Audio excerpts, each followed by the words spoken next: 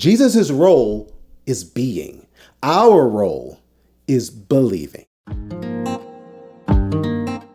Grace and peace, everybody. Welcome to Sabbath School Study Group. This is part number 3 of this 5-part series, the prologue of the book of John. Today we talk about belief and unbelief, this relationship, but also the rivalry, the only thing that can keep us from this God who keeps coming after us. Jesus had a specific role as the Christ, and that was to come. That was to be sent on his Father's mission and through his heart and by the love in his heart to offer himself on our behalf, to be our Passover, to be our sacrifice, to be our Savior. Knowing that's his role, where do we fit in? So before we go deeper into this, I want to thank you for watching. Please subscribe to the channel. Also, when it comes to helping out that algorithm, please hit that like button so that others will come across this video in their feed. And then we also encourage you to share this, pass it on from you to someone else. And then visit us online, changeministry.org. There's an entire Revelation series study. We are working on the book of Daniel,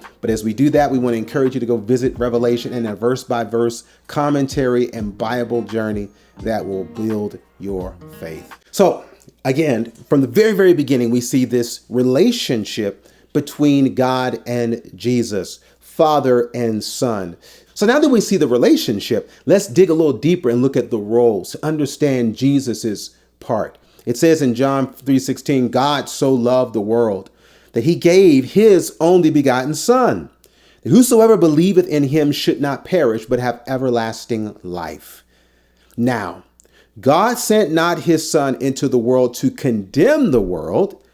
Please notice, Jesus is sent. He has come. He is there for our sake, so that the world through him might be saved. But look at where we come into the picture. We have no activity or involvement in the salvation process itself. We come in on receiving what they've already accomplished, because it says, he that believeth on him, if you will, he that believeth on him who was sent, from verse 16 and 17, is not condemned. He that believeth not is condemned already.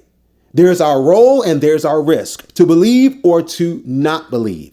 Because he that hath not believed in the name of the only begotten Son of God, just in case you were wondering where are we supposed to let this belief land, because he hath not believed in the name of the only begotten Son of God.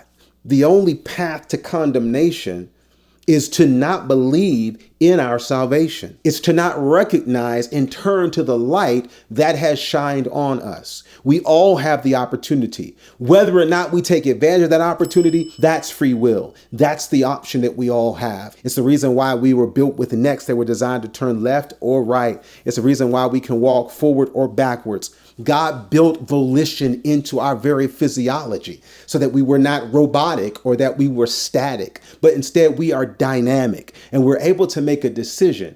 So let's look at some real life examples of Jesus's role and our role through our brothers and sisters, others like us. John 9 says, and he answered and said, who is he, Lord, that I may believe on him?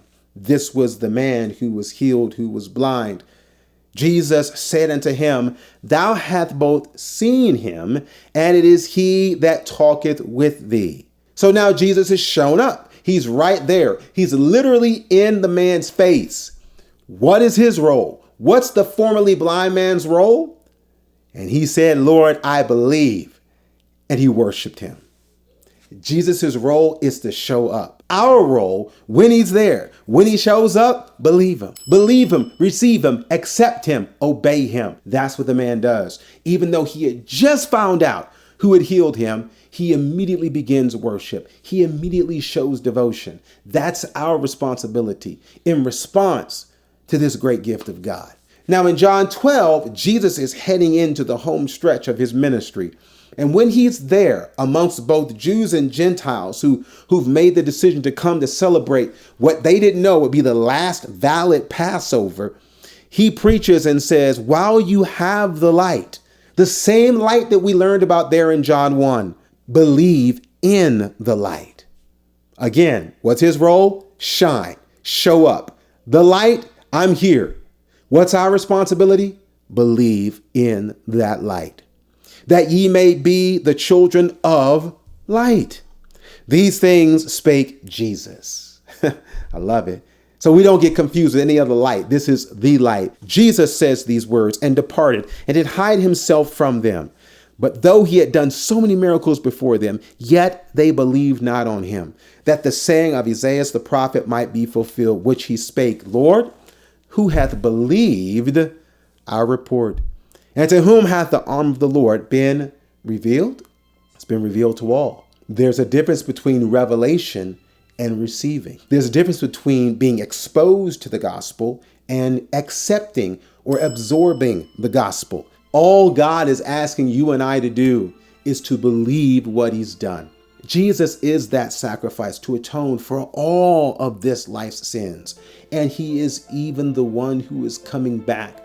So please understand the value of understanding our role, because it's no different than when he comes through the clouds and we see him face to face. The response that we have to Jesus when he breaks through the clouds will be the very response that we have today when he is knocking on our heart.